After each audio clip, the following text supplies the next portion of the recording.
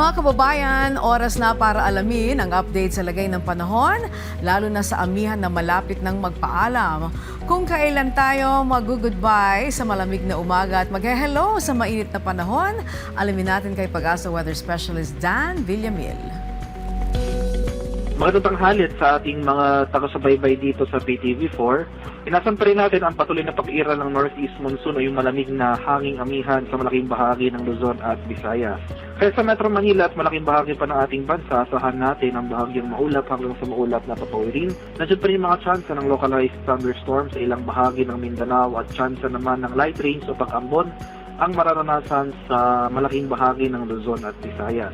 Sa kalagayan naman nating karagatan, sa kasalukuyan, may gale warning tayong nakataas dito sa seaboards ng Northern Luzon at Eastern seaboards ng Central and Southern Luzon.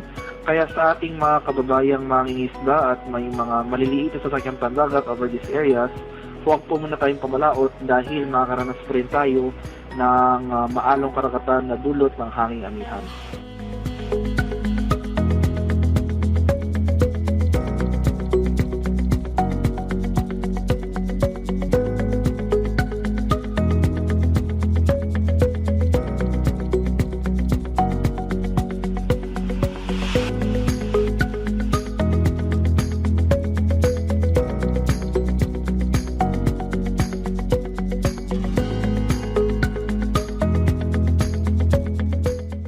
At yung heat index forecast natin for today, inasan pa rin natin na posibleng umabot ng 37 degrees itong ating damang init sa ilang areas ng ating bansa, particular na sa may Eastern Samar, Zamboanga del Sur, Davao del Sur, at South Cotabato. At para naman sa update para sa ating mga dams,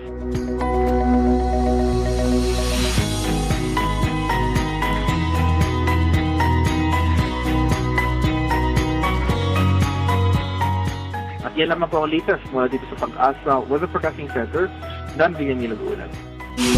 Maraming salamat Pag-asa Weather Specialist Dan Villamil.